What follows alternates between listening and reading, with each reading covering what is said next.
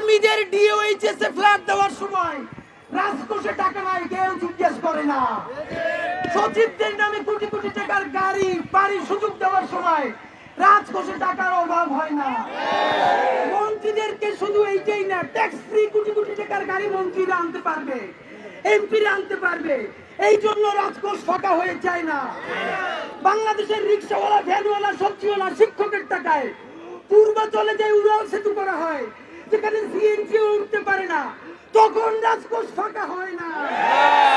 যেই বেতন দিয়ে দেখেন একজন শিক্ষক, তার ন্যূনতম যদি একটা 2 রুমের বাসায় একটা মফস্বল শহরে থাকে, আমারে বলেন 2 রুমের একটা বাসা 10,000 টাকার নিচে ভাড়া বাংলাদেশের কোথায় আছে? 2-3 রুমের বাসা আসেন।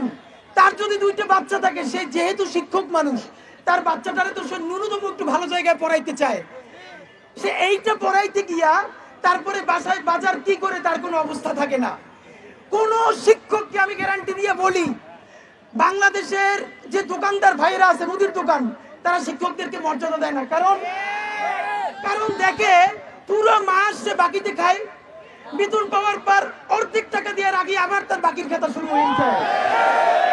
যারা অঙ্ক পড়ায়, ইংলিশ পড়ায় অথবা সায়েন্সের সাবজেক্ট পড়ায়, তারা 5-10টা টিউশন দিয়ে কোনো মতে চলে। এই বাইরে যে হাজার হাজার লক্ষ লক্ষ শিক্ষক যারা ম্যাথ পড়ায় না, ইংলিশ পড়ায় না, সায়েন্স পড়ায় না, তারা কি মাটি খেয়ে বাঁচবে? আমারে বলেন।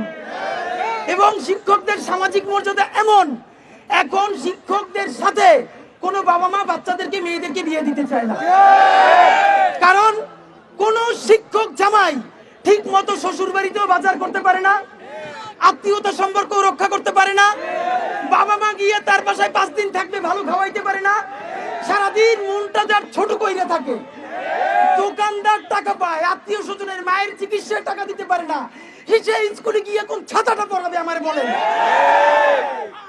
বাংলাদেশের কোন সরকার মন্ত্রীদের নামে 10 কোটি 12 কোটি টাকায় যখন গাড়ি কেনে, আপনি ভাবেন বাংলাদেশের মতো একটা দেশ, এইখানে মন্ত্রীদের নামে কোটি টাকার গাড়ি লাগবে কোন কারণে? আমার বলেন।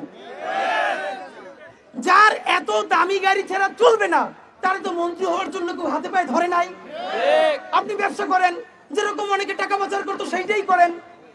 মন্ত্রীদের নামে ইতিমধ্যে এই সরকারও দেখেন নতুন 30টা গাড়ি কেনার সিদ্ধান্ত নিছে।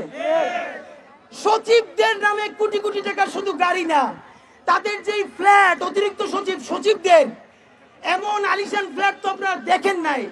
সচিবরা অসুস্থ হয়ে যায় কেন? কারণ চাকরির পরে এই ফ্ল্যাট ছাই দেশে কোথায় যাবে চিন্তাই করতে পারে না। সবার নামে, সচিবদের, অতিরিক্ত সচিবদের নামে এক একটা মিনি জান্নাত বানাই রাখা হয়েছে। সামরিক বাহিনীর কর্মকর্তারা চাকরিতে তো প্রিভিলেজ থাকেনি, তারপরে অবসরে যাওয়ার পর ডিওএইচএস এ তাদের নামে বাড়ি আছে, তাদের নামে ফ্ল্যাট আছে। একবার যদি পিস কমিশনে যাইতে পারেন, তারা শান্তিরক্ষীর জাতিসংঘে, তারা ভালো একটা টাকা ব্যাংকে জমাইতে পারেন। আর্মিদের ডিওএইচএস এ ফ্ল্যাট দেওয়ার সময় রাজকোষে টাকা নাই, কেউ জিজ্ঞেস করে না। সচিবদের নামে কোটি কোটি টাকার গাড়ি বাড়ির সুযোগ দেওয়ার সময় রাজকোষে টাকার অভাব হয় না। মন্ত্রীদেরকে শুধু এইটাই না, ট্যাক্স ফ্রি কোটি কোটি টাকার গাড়ি মন্ত্রীরা আনতে পারবে, এমপিরা আনতে পারবে, এই জন্য রাজকোষ ফাঁকা হয়ে যায় না। বাংলাদেশের রিক্সাওয়ালা, ভ্যানওয়ালা, সবজিওয়ালা, শিক্ষকের টাকায় পূর্বাঞ্চলে যে উড়াল সেতু করা হয়, যেখানে সিএনজি উঠতে পারে না, তখন রাজকোষ ফাঁকা হয় না। আর আমার শিক্ষক যাদের হাত ধরে নতুন জাতি দাঁড়াবে, তাদেরকে 2000 টাকা বাসা ভাড়া ভাড়ানোর জন্য আবার লাখ লাখ টাকা খরচ কইরা সচিবালয়ে মিটিং করা লাগে। তাদেরকে বেতন কতটুকু বাড়ানো দরকার, এইটার জন্য পারলে সচিবালয় থেকে বিদেশে 1 কোটি টাকা খরচ কইরা সফর দিয়ে আসা লাগে। সরকার আপনার বিনীত অনুরোধ জানাই, আমার সকল রাজনৈতিক দলগুলো করতেছে আর একটা রাজনীতি। সরকার যদি জাতীয়করণের উদ্যোগ নেয়, বলে না এটা আপনারা কইলেন না, এটা আমরা এসে করবো, তাই যে আমাদের নাম বলে। এর আগে বিএনপি, তারপরে আওয়ামী লীগ, মানে শিক্ষকদের নিয়ে রাজনীতি ঠিক মতো আছে, শিক্ষকদের কোনো পরিবর্তন নাই। যদি শিক্ষকদেরকে বেতন দিতে বেশি কষ্টই হয়, তাহলে সরকারের একটা ভালো পরামর্শ দিয়ে শেষ করি। লক্ষ লক্ষ শিক্ষক তো এদেশে যেই পরিমাণ ক্ষতি শিক্ষার নামে হাসিনা করছে, এইটা পড়ালেখা না করে পোলাপান ওই কদিন লিস্টে রাখলেও দেশের উন্নয়ন হইত।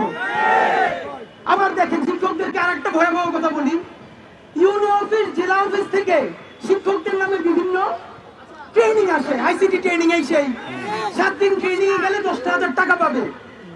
কেউ বলে না যে এই 10,000 টাকা ট্রেনিং এর জন্য উপজেলা শিক্ষা অফিসারের প্রত্যেক শিক্ষকের 2-3 হাজার টাকা করে আবার ঘুষ দেওয়া লাগে। আপনারা কেউ সামনে স্বীকার করবেন না, কিন্তু কথা সত্য বলেন। সরকার বাহাদুর, আল্লাহর ওয়াস্তে আপনারা তো বেশ কিছু ভালো কাজের উদ্যোগ নিছেন। এই দাড়িপাকা শিক্ষকরা অল্প কয়টা টাকা বেতন বাড়ানোর জন্য এই যে আজকে কালকে মাইর খেয়ে এখানে আছে, এদের 90% এদের বাড়ি থেকে টাকা ধার করে এই প্রোগ্রামে আসে। প্রতিবার টাকা ধার করে আসার সময় বলে এবার দাবি আদায় হবে, আর সমস্যা নাই। কোনদিন দাবি আদায় হয় না, এখন তাদেরকে মানুষ টাকাও ধার দেয় না। যদি দেশ বাঁচাইতে চান, শিক্ষা বাঁচাইতে হবে। শিক্ষক না বাঁচলে শিক্ষা বাঁচবে না। শিক্ষকদেরকে ন্যূনতম এখন তাদেরকে বাসা ভাড়া দেয় 1,500, বাড়াইছে 1,500। তাই শিক্ষা উপদেষ্টা আপনারে বলি 1,500 টাকা না, 15,000 টাকায় ইনকিলাব মঞ্চে আপনারা একটা বাসা ভাড়া করে দিবে, আপনি থাকবেন? 15,000 টাকা বাসা ভাড়ায় আপনি এখন এবং মরা পর্যন্ত থাকতে পারেন, তাইলে আমাদের শিক্ষকদের কোনো সমস্যা নেই।